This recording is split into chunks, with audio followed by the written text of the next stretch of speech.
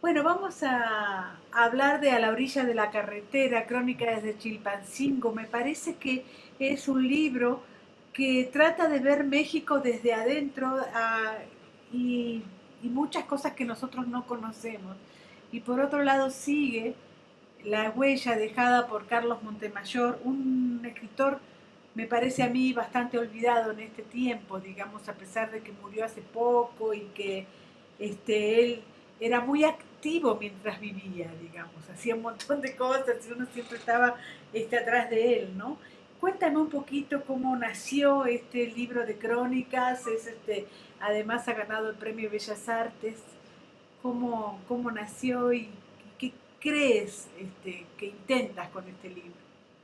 Eh, bueno, el libro, como lo explican, nace a partir de un trasplante, digamos, que tuvimos que hacer mi esposa, Iliana, nuestra hija y yo. Iliana es académica, además de escritora, y fue eh, comisionada este,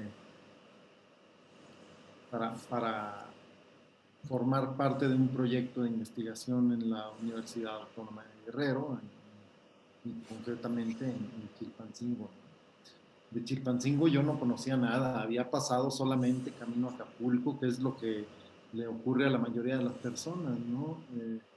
Ve justamente algunas construcciones a la orilla de la carretera, un laberinto, ¿no? Con cañadas y montañas, pero en realidad no es mucho lo que uno sabe, ¿no? A pesar de que pasa por ahí, es un paso obligado para ir a Acapulco.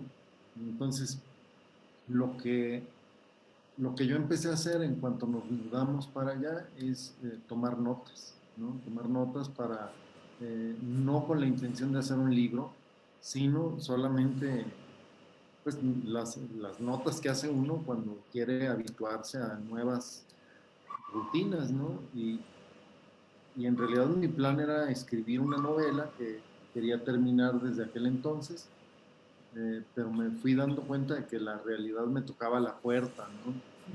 De pronto me sentía como desencanchado, había muchas prácticas que no comprendía, y entonces las notas se empezaban a convertir como en pequeñas misiones o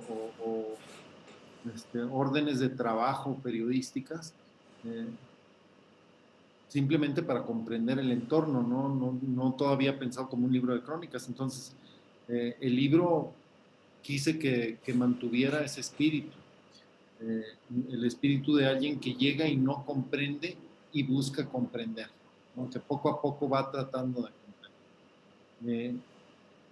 Por lo tanto, como ahí mismo lo digo, no es un libro que busque explicar Guerrero, sino es un libro en donde yo me hago preguntas y voy en busca de las personas que pueden ayudarme, por lo menos a dar respuestas provisionales, ¿no? Una de las personas precisamente es, a través de su obra, es don Carlos Montemayor. Liliana, mi esposa, fue alumna de Montemayor en el Centro Mexicano de Escritores.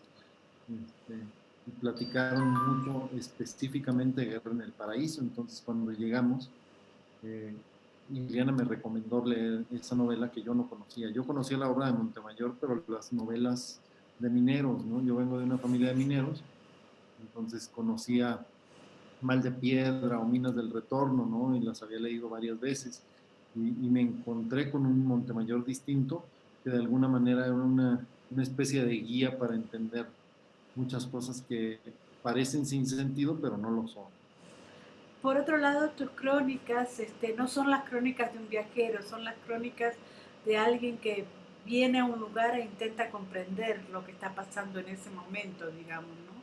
Y por otro lado, es increíble toda la raíz que tiene la literatura mexicana, digamos, cómo hay que ir al pasado y buscar precisamente esas novelas, esos ensayos, esas poesías que expliquen el lugar, digamos. Exacto, de pronto Hay una pregunta que obsesionaba a Montemayor y él la consigna en otro libro que se llama Encuentros en Oaxaca.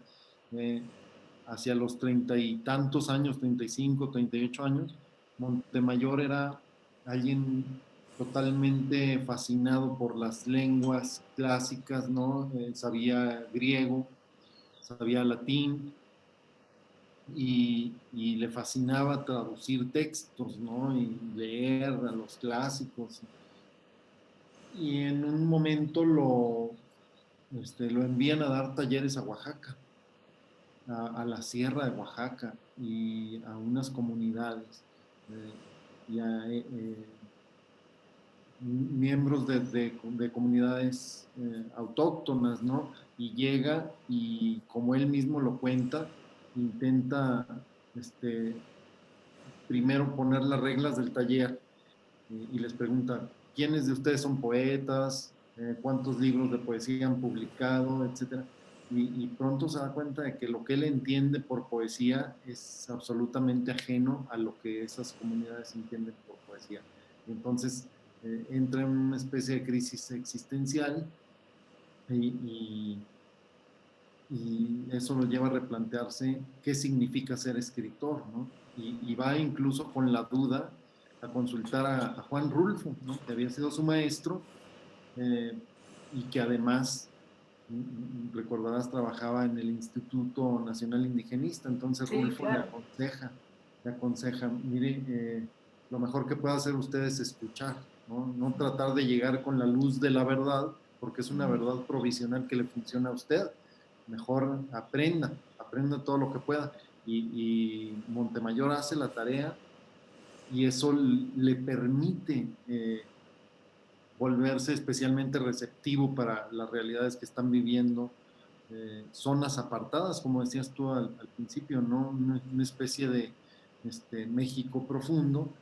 Y creo yo que mi hipótesis personal es que eso lo prepara justamente para escribir Guerra en el Paraíso, porque es lo que está ocurriendo en zonas lejanísimas que nadie estaba escuchando en ese momento. En tu libro, de todas maneras, hay como un corrimiento de Chilpancingo a Acapulco, digamos, ¿no? Pareciera ser que esa zona que estaba tan escondida ahora se ha expandido, digamos, ¿no? Por lo menos es lo que transcribe tu libro. Sí, en realidad lo que pasa es que, digamos, trato de hacer un movimiento este, del centro hacia las orillas. Y si tomamos como centro Chilpancingo, es, suena chistoso decirlo, pero Acapulco sería una especie de periferia de Chilpancingo. Y, y, y sobre todo porque eh, comunidades como Atoyac, por ejemplo, están cerca físicamente, ¿no? de Acapulco, pero están lejísimos del puerto en cuanto a condiciones de vida, ¿no? Han sido muy olvidadas, ¿no? Entonces, ocurre lo mismo con la Ciudad de México, por ejemplo, ¿no? Yo tuve varias oportunidades de ir a visitar comunidades y específicamente cuando subimos al Paraíso y a otras comunidades que están más arriba, Puerto del Gallo, etcétera, se siente muchísimo la influencia, mucho más la influencia de los Estados Unidos, porque hay muchas personas que migran, ¿no? La Ciudad de México está como borrada, ese aparente centro gravitacional que es la capital del país, no pinta para nada lo mismo que pintan las comunidades de guerrerenses en Estados Unidos. Y pasa lo mismo, ¿no? Uno pensaría eh, que Acapulco para muchas cosas es determinante para las comunidades que están en la sierra y no lo es tanto. En realidad son otras poblaciones como Chilpancingo mismo, o por lo menos esa es mi impresión. Dice Elena Poniatowska que preferimos Chilpancingo a París. A mí me resulta sumamente increíble la naturaleza cuando uno va a visitar estos lugares, y pareciera ser que la naturaleza es mucho más que los narcos. A mí siempre por supuesto que y mucho más que los humanos, digamos. Nos vamos a morir probablemente y vamos a desaparecer, pero la naturaleza va a seguir estando ahí con esa majestuosidad que es increíble, digamos. Sí, es súper certera tu observación porque hay muchas cosas que se extrañan de Chilpancingo, ¿no? Cuando uno llega, han dicho que el libro hace un retrato muy crudo de la ciudad. Bueno, es que la ciudad es dura, ¿no? Es dura, pero también tiene muchas cosas que son fascinantes y que uno no encuentra en ningún otro lado, ¿no?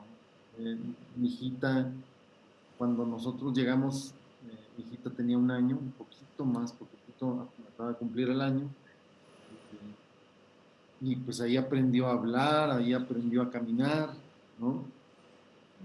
Y dijo durante bastante tiempo que su lugar favorito en el mundo era Chilpancingo, ¿no? Mm.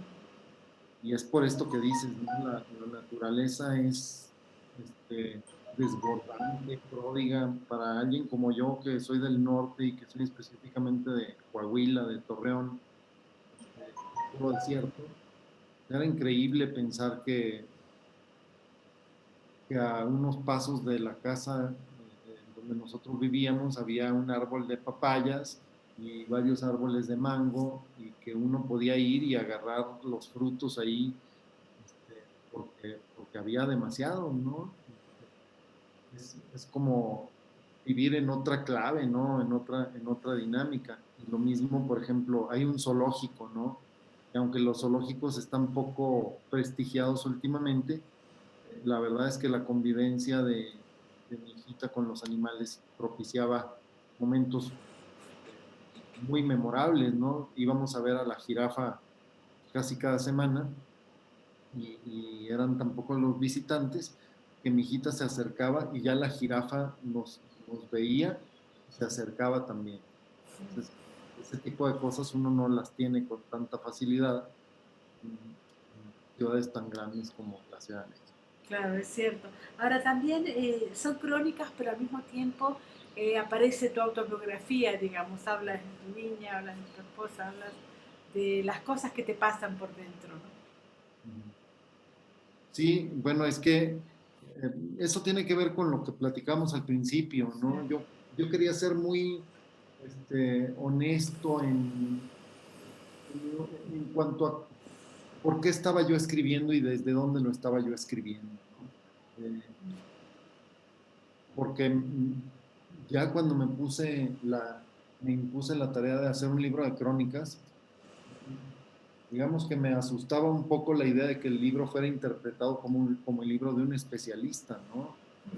Entonces, creo que la mejor manera de dejarlo claro es decir, pues todo lo que no sabía, ¿no? Todas las dudas que surgían, y entonces hacer un retrato en donde yo estuviera de alguna manera implícito, ¿no?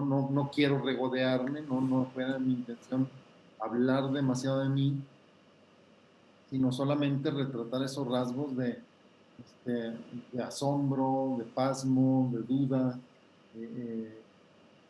los vacíos que tenía que era importante ir llenando, ¿no? Y que nunca quedan llenos del todo, ¿no? Uno no acaba de conocer nunca una región, porque tampoco creo que pudiera ser un libro súper informado del estado donde nací o de la Ciudad de México, donde he vivido por años, ¿no? La última pregunta sería, con todos los elementos que hay en el libro, los comerranchos, las llantas que no se explotan, para ti que eres un representante de la ficción, ¿por qué decidiste hacer crónica en lugar de llevar esto a una novela? Eh, Han pasado varios escritores por ahí, varios norteños, ¿no? Y creo que a veces uno tiene problemas con ciertas realidades que resultan casi inútiles. Yo creo que, por ejemplo, y lo dije justamente cuando recibí el premio Bellas Artes de Crónica Literaria Carlos Montemayor, yo decía que yo creo que podríamos clasificar Guerra en el Paraíso como una crónica, ¿no? Ujú, Que de pronto el género está siendo revalorado y libros como Cartucho en Nelly Campobello, ujú. que se clasificaba como libro de cuentos y luego como novela, pero no acaba de encajar en ninguno, también puede ser visto como un libro de crónicas. En algún momento llevé un taller con Carlos Monsiváis y con Juan Villoro en las instalaciones de la revista Proceso y hablaban ellos de cómo El Águila y la Serpiente de Martín Luis Guzmán era el mejor libro de crónicas de la Revolución Mexicana, pero durante años fue clasificado como novela, ¿no? Como si de pronto fuera este, minimizar un libro por llamarlo crónica.